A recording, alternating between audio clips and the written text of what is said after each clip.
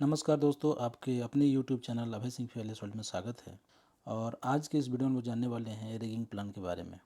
ये rigging plan lifting for power control centres है, उसको उठाने के लिए है।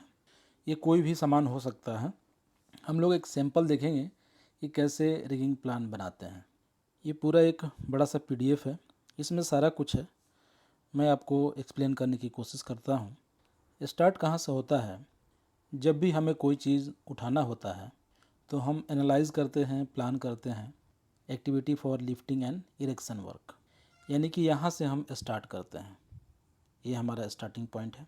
इसके बाद कौन सा मटेरियल को उठाना है उसका हमें डायमेंशन पता चलता है। डायमेंशन का मतलब होता है उसकी लंबाई, चौड़ाई, ऊंचाई। ये तीनों चीज़ें हमें पता होनी चाहिए, उसका डायमेंशन है। उसका वेट मालूम होता है कि कितना वज़न का सामान उठाना है। अब जब ये हमें मालूम चलेगा तब हम लोग रिगिंग बुक वगैरह को रेफ़र करेंगे और इक्विपमेंट मैनुअल वगैरह को देखेंगे कि कौन सा इक्विपमेंट इसको उठाने के लिए फिट है। रिगिंग बुक में मालूम चलेगा कि इसको कैसे उठाएं और इक्विपमेंट मैनुअल में मालूम चलेगा कि कौन सा इक्विपमेंट इसको उठाने के लिए कैपेबल है। तो एज़ पर द ASME ये सब स्टैंडर्ड्स हैं क्रेन्स के, मोबाइल एंड लोकोमोटिव क्रेन्स के। ASME B30 ये आप जो दे रहे हैं डेरिक का है। ASME B30 this one hook के लिए। इन सब स्टैंडर्ड को हम लोग रेफ़र कर सकते हैं। लीवर ऑपरेटेड होस्ट के लिए ये है। Crane, derrick, hoist, jack, safety standards ये है। ये सब स्टैंडर्ड्स हैं। American Society for Mechanical Engineers. और रिगिंग हार्डवेयर का स्टैंडर्ड ये है। एस्केप फोल्डिंग का स्टैंडर्ड्स ये है। ऑस्ट्रेलियन स्टैंडर्ड्स वायर रोप का ये है। Australian standard for wire rope, ये दो स्टैंडर्ड्स हैं। तो ये स्टैंडर्ड को हम लोग एज ए रेफरेंस यूज़ कर सकते हैं। फिर हम लोग देखते हैं कि क्या क्रेन दो लगेगा, यानी कि नीड डिओ क्रेन और मोनो क्रेन, एक क्रेन से हो जाएगा। अगर डिओ क्रेन की बात होती है तो उसमें टेलिंग का डिज़ाइन होगा, और अगर मोनो क्रेन की बात होती है तो उससे जॉब सेफ्टी एनालिसिस आगे हम बनाएंगे। अगर डीओ होगा तो हम लोग डायरेक्ट यहाँ आ जाएंगे और यहाँ से फिर हम जेएसए की तरफ बढ़ जाएंगे। और अगर इसको नहीं ज़रूरत है तो मोनो क्रेन और उसके बाद फिर जेएसए करेंगे, यानी कि जॉब सेफ्टी एनालिसिस। और अगर रिस्क ज़्यादा होता है तो फिर हम चाहे तो कंसिडर कर सकते हैं कि किस तरह का क्रेन चाहिए। लेकिन हमें लगता है कि ये सेफ़ है, रिस्क ज़्यादा नहीं है, तो हम आगे बढ़ते हैं। इसका मतलब हम लोग रिगिंग प्लान बनाते हैं, जो ये प्लान आप देख रहे हैं, और एक्शन लेते हैं। फिर कंट्रोल मेजर होता है। अब फाइनल इंस्पेक्शन होता है इन सारे चीज़ों का कि क्या क्या हम कंट्रोल मेजर लेंगे जो कि रिगिंग प्लान में है। तो अगर आपका कोई क्लाइंट है या और कोई कंपनी आपके ऊपर है या आपका खुद आपका इंटरनल मैनेजमेंट चाहे तो इसको इंस्पेक्शन कर सकता है कि सब कुछ सही है कि नहीं। अगर सब कुछ सही पाया जाता है तो prepare final report for the approval के लिए भेजा जाएगा। और अगर सही नहीं है तो फिर ये इसके कंट्रोल मेजर फिर से हम देखेंगे कि क्या क्या गलती हुई है जब हम रिगिंग प्लान बनाए हैं, क्या नहीं करना था और क्या करना था, यानी कि हमारा सारे कंट्रोल मेजर सही है तो ज़रूरत नहीं है, नहीं तो फिर से हमको कंट्रोल मेजर पर सोचना है। उसके बाद जब यस हो जाता है तो अप्रूवल हो जाता है। अब जो भी आपके कंपनी में अप्रूवल अथॉरिटी होगी वो अप्रूवल करेगी और फिर हैंड ओवर हो जाएगा और ये फिनिश हो जाएगा। तो ये एक प्रोसेस है। यहाँ पे आपने देखा रिगिंग प्लान के बारे में, तो हम लोग जानते हैं कि ये रिगिंग प्लान होता क्या है, कैसे बनता है। तो आइए इसको हम लोग देखते हैं। तो रिगिंग प्लान में ऑब्जेक्टिव क्या है इस रिगिंग प्लान का? Rigging study of lifting power control centre. ये जो आप देख रहे हैं इस तरह का पावर कंट्रोल सेंटर होता है और इसी के उठाने की बात तो चल रही है। इसको उठाना है एक जगह से और दूसरे जगह तक ले जाके रखना है। तो अभी आप इसका स्कोप देख लीजिए कि rigging study describe the guidelines and operating step of lifting power control centre. ये गाइडलाइन देगा कैसे उठाना है और कैसे कैसे उठाना है, इसके ऑपरेटिंग स्टेप्स देगा आपको। रेफरेंस में इसका Hagen engineering rigging department reference के लिए यूज़ किया गया है, सोर्स ऑफ इंफॉर्मेशन। और इसको उठाने के लिए क्या क्या लगेगा? तो यहाँ पे इक्विपमेंट दिया गया है, यानी कि क्रॉलर क्रेन इसके लिए चाहिए। हम लोगों ने पता किया क्रॉलर क्रेन कितने कैपेसिटी का चाहिए, 150 टन का, ये नया कंडीशन में। और इसकी बूम लेंथ कितनी हमारी रिक्वायरमेंट है, 48 मीटर। हमने देख लिया कितना ऊपर से उठाना है। क्रॉलर क्रेन में कई बूम लगते हैं, तो हमें 48 मीटर का चाहिए क्योंकि हमारा हाइट उसी के अनुसार है। कितना चाहिए, एक चाहिए। एक ट्रेलर चाहिए 1 यूनिट 80 टन का, ठीक है। इसमें रिगिंग टूल क्या क्या चाहिए आप देखिए। इसमें सीलिंग चाहिए, कितना, 1.5 इंच का है, 13 मीटर लेंथ है, ये डायमीटर है और ये लेंथ है। कितना चाहिए, 4 पीस चाहिए। उसकी कैपेसिटी कितनी चाहिए, 70 टन। चेन ब्लॉक भी चाहिए एक, कितना, 2 पीस, 10 टन का। साइकिल चाहिए, इसका सेफ वर्किंग लोड कितना होना चाहिए, 10 टन। कितना चाहिए, 10 पीस। साइकिल्स यानी कि ये डी साइकिल या बो साइकिल हो सकता है। और मनीला रोप चाहिए, 7/8 इंच है, 10 मीटर लंबाई में। एज ए इसको टैग लाइन के रूप में यूज़ किया जाएगा। कितना चाहिए, 2 पीस। तो इस तरह का हमको टूल का रिक्वायरमेंट है, हम पहले बना लेंगे ताकि उस समय हमें भागना ना पड़े। अब अगला पॉइंट देखिए, सेफ्टी रिक्वायरमेंट क्या क्या है। तो जहाँ भी आप लिफ्टिंग करेंगे वहाँ तो बैरिकेड करना ही पड़ेगा, यानी कि हमें safety barricade red white tape चाहिए। आप देखेंगे जो बैरिकेशन टेप होता है रेड वाइट में ही होता है। अगर मैं आपको पिक्चर दिखाऊं तो कुछ इस तरीके का आपको देखने को मिलेगा, जो कि हम लोग साइड पे यूज़ करते हैं। सेफ्टी बैरिकेड रेड टेप कितना चाहिए, 77 मीटर, क्योंकि हमारा एरिया उसी के अनुसार हम टेप का डिमांड करेंगे। और सेफ्टी कोन चाहिए 7 पीस। सेफ्टी कोन आप समझते हैं, जो कोन शेप का होता है, खासकर ट्रैफिक में यूज़ करते हैं, इस तरह का कोन। उसके बाद हम डिसाइड करेंगे कौन से लोड को उठाना है, यानी कि सेफ्टी फैक्टर कैलकुलेशन। हमारा जो लिफ्टिंग कैपेसिटी है और हमारा जो लोड है उसमें कितना का रेशियो बन रहा है, इक्विपमेंट और यहाँ पे क्वांटिटी। सबसे पहले हमारा लोड होगा, ये हमारा लोड है कितना टन का, तो 22 टन का है। क्रेन ब्लॉक 1.13 टन का हम यूज़ कर रहे हैं। क्रेन ब्लॉक आप समझते हैं, ये क्रेन ब्लॉक है। वायर सीलिंग मैंने बताया कि लगेगा, उसकी कैपेसिटी पहले ही डिसाइड हो चुकी है। और इसका जो वेट है 0.15 टन। स्प्रेडर बीम लगेगा उसको उठाने के लिए और उसका 0.6 टन है। साइकिल्स लगेगा जिसका वेट 0.15 टन है। टोटल वेट कितना हो जाएगा सबको ऐड करने पे, तो आप देखिए ये है टोटल वेट कितना, 24.23 टन।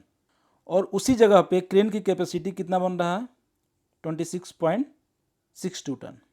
ये कैसे निकला 26.62 टन, इसको देखते हैं। क्रेन की कैपेसिटी निकालने के लिए हमें लोड चार्ट चाहिए। ये लोड चार्ट उस गाड़ी के साथ आता है। आप उस क्रेन ऑपरेटर से डिमांड करेंगे, उसका जो ऑनर है उससे डिमांड करें तो मिल जाएगा, या मॉडल नंबर अगर आप नेट में डालते हैं तो भी आपको स्पेसिफिकेशन उस कंपनी के द्वारा मिल जाएगा। बट जो मैन्युफैक्चरर दिया है उसी पे ज़्यादा विश्वास करना है। ये जो क्रेन चुना गया है वो कुछ ऐसा है, क्रॉलर क्रेन। इसके सारे डायमेंशन दिए गए हैं। डायमेंशन से फ़ायदा ये होता है कि आपको कहाँ पे ले जाना है, क्या ये वहाँ पे पहुँच पाएगा कि नहीं, कोई रिस्ट्रिक्शन तो नहीं है, इन सारी चीज़ों के बारे में उसका डायमेंशन से पता चल जाता है। तो ये क्रेन है। क्रेन का मॉडल आप देख रहे हैं, हाइड्रोलिक क्रॉलर क्रेन है, 7150 इसका मॉडल है। इसकी maximum capacity 1.150 metre ton at 5 metre. Maximum boom, fixed jib length, ये सब दिया हुआ है। ये सब मैक्सिमम कैपेसिटीज़ हैं उसके दिए हुए हैं। स्पेसिफिकेशन दिया हुआ है, आप देख सकते हैं इसको, और इसके डायमेंशन दिए गए हैं।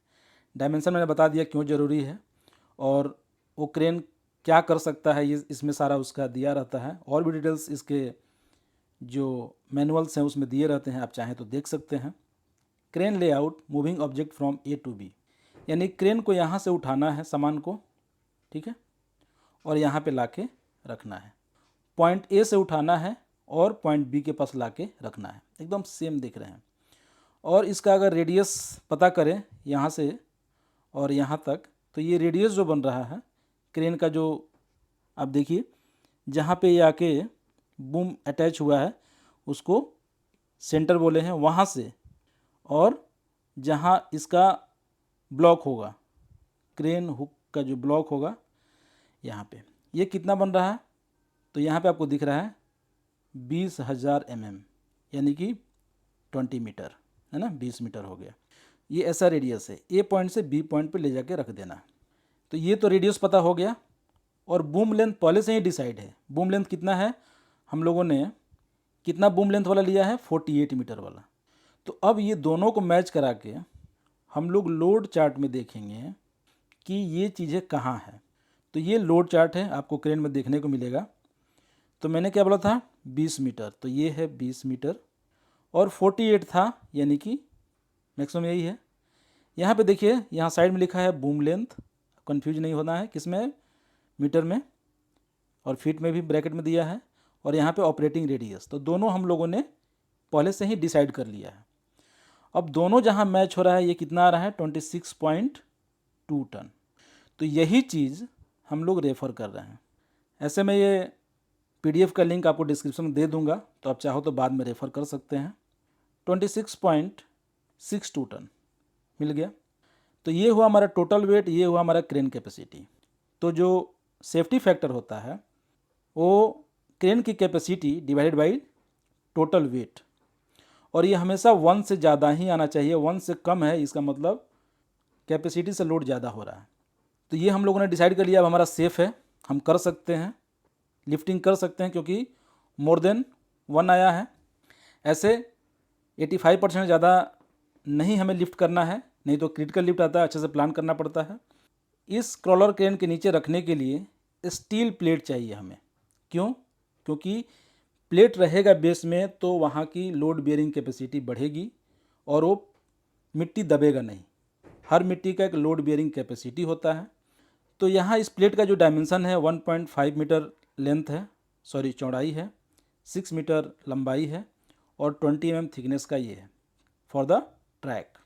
क्लियर? अभी आप पूरे क्रेन को देखिए तो कुछ ऐसा होगा। ये क्रॉलर क्रेन है और ये बूम है मीटर में ग्रीन कलर में, और ये जो इसको बोलते हैं क्रेन ब्लॉक। ये जो आप देख रहे हैं पिक्चर, ये क्रेन ब्लॉक का पिक्चर है। तो ये क्रेन ब्लॉक लगा हुआ है। अब इसको जो उठाने का प्लान हो रहा है, तो सीलिंग जो है हम लोगों ने जो यूज़ कर रहे हैं, आप देखिए यहाँ पे, वो 13 मीटर का है। मैं पहले यहाँ बता चुका हूँ कि हम जो सीलिंग चुने हैं वो 13 मीटर का है। और यहाँ पे उसी तरह से इसको कैसे लटकाना है, वो जो पावर कंट्रोल सेंटर आएगा वो किस पे आएगा, तो लॉरी पे आएगा, लॉरी पे रख के आएगा। और ये सीलिंग जो है कितना मीटर का आप देख रहे हैं, तो 13 मीटर का, क्योंकि हम लोग 13 मीटर का ही चुना है। इसका जो एंगल बनेगा वो यहाँ से 92 डिग्री बनेगा। ये क्यों? क्योंकि इसमें फैक्टर से मल्टीप्लाई करके इसकी जो कैपेसिटी होगी वो डिक्रीज होगी, क्योंकि यहाँ पे एंगल बन रहा है एक। कुछ चीज़ें और ध्यान में रखना ज़रूरी है। जब भी कोई सामान उठाते हैं तो उसका सेंटर ऑफ ग्रेविटी हमें निकालना बहुत ही ज़रूरी होता है, और पता करना होता है कि वो कहाँ, किस लाइन पे लाई होगा। नहीं तो क्या होगा, लोड जो है एक तरफ झटका देगा और टेढ़ा हो जाएगा, एकदम सीधा नहीं जाएगा। और इससे क्या होगा, एक सीलिंग पे ज़्यादा लोड आएगा, एक सीलिंग पे कम लोड आएगा। तो हमें सेंटर ऑफ ग्रेविटी पहले ही पता करना है। अगर आप कोई इक्विपमेंट खरीदेंगे तो सेंटर ऑफ ग्रेविटी मार्क करके भी मिलता है, या आप खुद निकाल भी सकते हैं, उसके फॉर्मूले होते हैं। और नहीं तो हम लोग थोड़ा सा उठा के भी उसका सेंटर ऑफ ग्रेविटी निकाल लेते हैं, कई बार ऐसा होता है।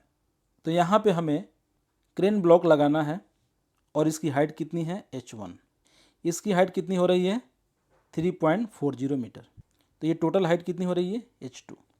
यहाँ पे जो सीलिंग लगा रहे हैं वो एंगल जो है ग्रेटर देन 60 डिग्री है, यहाँ भी ग्रेटर देन 60। यहाँ पे ये क्यों थोड़ा सा इधर किए, इसकी क्योंकि सेंटर ऑफ ग्रेविटी इधर लाई हो रहा है।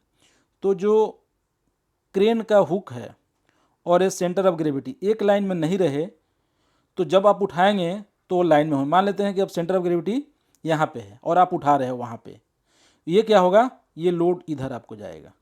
हमेशा जब आप उठाएंगे तो सेंटर ऑफ ग्रेविटी और जो हुक है वो एक लाइन में रहना चाहता है। ये नियम है, आप याद रखना। ये यहाँ पे ध्यान देना है कि angle of attachment cable must not be less than 60 degree. क्यों? क्योंकि उसमें उसकी कैपेसिटी कम हो जाएगी। यहाँ आप देखिए 4 पॉइंट हैं A B C D, यानी कि 4 पॉइंट से इसको पकड़ के उठाना है। क्योंकि इसका सेंटर ऑफ ग्रेविटी एकदम बीच में लाई नहीं हो रहा है, तो इस तरह का अरेंजमेंट हमको वहाँ पे करना है। और इसके लिए आप देख रहे हैं जो अटैचमेंट पॉइंट है ABCD जो दिया हुआ है ऊपर में, तो ये सारा दिया हुआ है कि कौन सा सीलिंग केबल लेंथ क्या क्या होगा। तो यहाँ 8.83 मीटर, यहाँ पे अब लगभग सब कुछ क्लियर हो चुका है कि लिफ्टिंग कैसे करना है। तो आप लोगों ने सीखा rigging plan, lifting for power control centre. I hope आपको एक बेसिक आइडिया दिया होगा कि रिगिंग प्लान कैसे बनाते हैं, किन किन चीज़ों को कंसीडर करते हैं। अगर आप हमारे चैनल पर नए हैं, सब्सक्राइब करिए, अपने दोस्तों के साथ शेयर करिए जिससे नॉलेज उनका भी बढ़े। तो मिलते हैं अगले ऐसे ही वीडियो में, तब तक आप अपना ख्याल रखिए। धन्यवाद।